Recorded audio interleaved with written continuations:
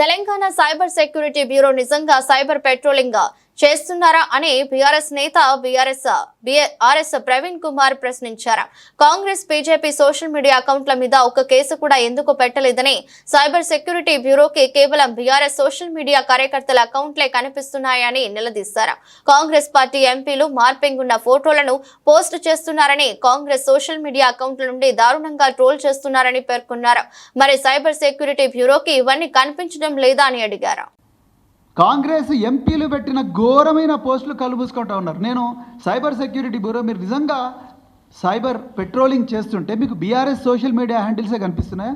ఇలా రేవంత్ రెడ్డి సైన్యం చూడండి ఎంత ఘోరంగా కేటీఆర్ గారి మీద ఘోరంగా మీమ్స్ తయారు చేసి, అదేవిధంగా కేసీఆర్ గారి మీద ఘోరంగా మీమ్స్ తయారు చేసి, అదేవిధంగా ఇంకా ఘోరమైన విషయాలు ఇంకా చెప్పలేము. కేటీఆర్ గారి మీద తెలంగాణ కాంగ్రెస్ ఆటో రాముడు అని చెప్పి ఒకటి, అదేవిధంగా రేవంత్ సైన్యం, అదేవిధంగా కిరణ్ కుమార్ చామల్ అయిన ఎంపీ ఎంత ఘోరమైన కామెంట్స్ చేస్తున్నారు చూడండి. అదేవిధంగా నిన్నగాక మొన్న రేవంత్ రెడ్డి గారిని కేసీఆర్ గారిని పోలుస్తూ ఘోరంగా మనుషుల రెప్యుటేషన్ దెబ్బతీసే విధంగా తెలంగాణ కాంగ్రెస్ డైరెక్ట్గా సోషల్ మీడియా హ్యాండిల్లో చేస్తున్నది. అదేవిధంగా ఈ గౌతమ్ ఇది ఒక సోషల్ మీడియా యాక్టివిస్ట్, రైతుల బాధలన్నీ, రైతుల కష్టాలు కన్నీళ్ళన్నీ కూడా ప్రజలకు చెప్పే ప్రయత్నం రాజ్యాంగబద్ధంగా ఆర్టికల్ 19 ఇచ్చిన హక్కులతోని ఈయన చెప్తా ఉన్నాడు. ఈయన మీద ఎంత ఘోరంగా రాస్తారు. బాలిక అత్యాచారం కేసులో కేటీఆర్ ప్రధాన అనుచరుడు, ఇదా మీరు చెప్పేది? మరి వీళ్ళ మీద ఎందుకు యాక్షన్ తీసుకోలేరు? Telangana Congress social media activist కదా ఈయన, ఈ గౌతమ్ పోతగోని పోయి సైబర్ క్రైమ్ పోలీస్ స్టేషన్లో కేసు పెడితే కనీసం అక్నాలెడ్జ్మెంట్ కూడా ఇవ్వలేదు.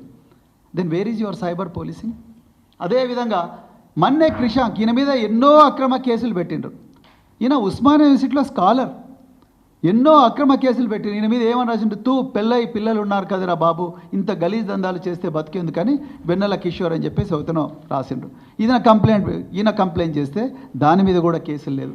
అదేవిధంగా కేసీఆర్ గారిని తెలంగాణ రావడంలో అత్యంత కీలకమైన భూమిక పోషించి తెలంగాణకు తొలి ముఖ్యమంత్రి అయిన కేసీఆర్ గారిని ఎంతో ఘోరమైన లాంగ్వేజ్తోని ఈ కాంగ్రెస్ డైరెక్ట్గా సోషల్ మీడియా హ్యాండిల్స్లో చేస్తున్నారు.